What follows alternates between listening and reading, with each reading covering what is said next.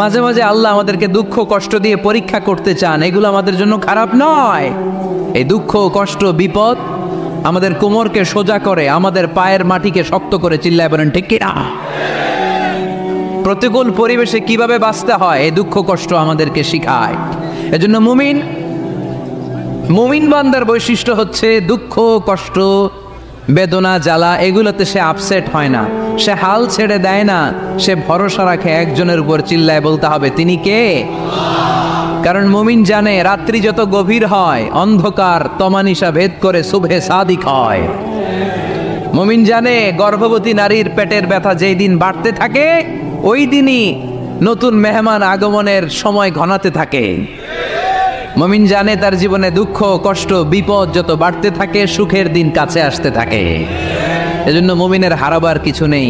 ইন্না মাআল উসরি ইউসরা, ইন্না মাআল উসরি ইউসরা। নবী হে, কষ্টের পরেই আছে আনন্দ, দুঃখের পরেই আছে সুখ। আপনি সমস্যায় পড়েছেন, ওই সমস্যার সমাধানও আছে না নেই? এই পৃথিবীতে এমন কোন সমস্যা আছে যেটার সমাধান নেই? কথা বলেন। সমস্যা তৈরি করেছে কে? আবার সমাধানও দিয়েছে কে? Allah doesn't create a lock without its key. Allah কখনো চাবি না বানাইয়া ওইটার তালা বানায় নাই। কথা কন। তালাও যেহেতু আছে ওই তালার চাবিও বানিয়েছে কে? মা আনজালাল্লাহু দান ইল্লা আনজালাল্লাহু লাহু শিফা। আল্লাহ দুনিয়ায় এমন কোন রোগ পাঠায় নাই যেই রোগের ঔষধ বানায় নাই, এমন কোন রোগ নাজিল করে নাই যেই রোগের কোনো চিকিৎসা বানায় নাই, হয়তো সেটা আবিষ্কার হয় নাই। অনেকে ক্যান্সারের কথা বলতে পারেন যে হুজুর ক্যান্সার এমন রোগ, এই ক্যান্সার তার নাই কোনো অ্যান্সার, কিন্তু বিজ্ঞানীরা বলতেছে এটারও অ্যান্সার আবিষ্কৃত হচ্ছে।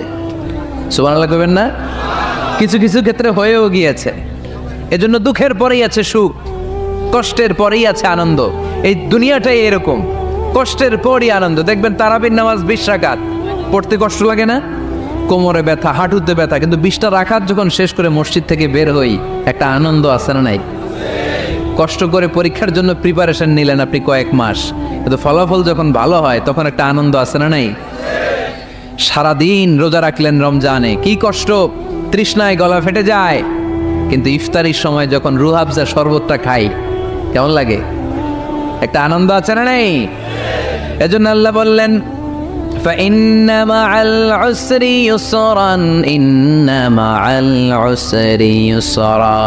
ও নবী, কষ্টের দিন মক্কায় অল্প কিছু দিন, মদিনাতে আনন্দের দিন অপেক্ষা করছে। আমাদের জীবনে যে দুঃখ কষ্ট আসে আমরা ধৈর্য ধরবো, তাওয়াক্কুল করবো একজনের উপর, তিনি কে? কারণ আমরা বিশ্বাস করি কষ্টের দিন এটা চিরকালের জন্য নয়, সামনে আনন্দের দিন আমাদের জন্য সেট করে রেখেছে কে? কষ্ট হইতেছে, গরম লাগতেছে না?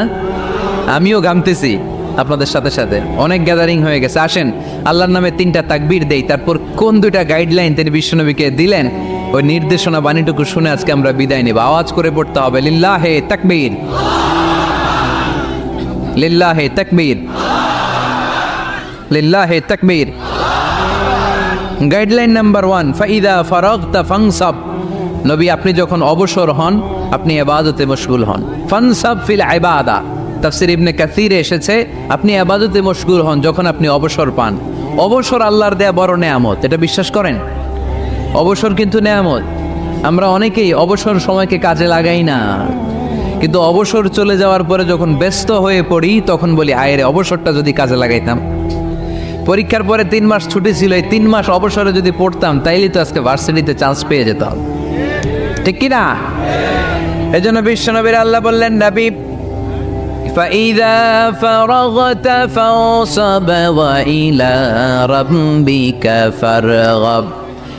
মাদানী জীবনে, মাক্কি জীবনে, দাওয়াতি কার্যক্রমের পরে, রাষ্ট্রীয় কার্যক্রমের পরে যখনই আপনি অবসর পাবেন তখনই আপনি ইবাদত করেন, তখনই বেশি বেশি আল্লাহর কাছে দোয়া করে। দোয়াটা খুব শক্তিশালী, কিন্তু আমরা অনেকে জানি না কি করে দোয়া করতে হয়। সিনসিয়ার দোয়া ইজ লাইক এ মিসাইল। আপনারা প্রায় পত্রিকায় শুনবেন আমেরিকা অমুক দেশে মিসাইল হামলা করেছে, শুনছেন?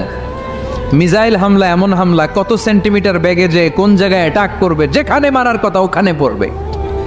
ঠিক দোয়াটা হচ্ছে মিসাইলের মতো।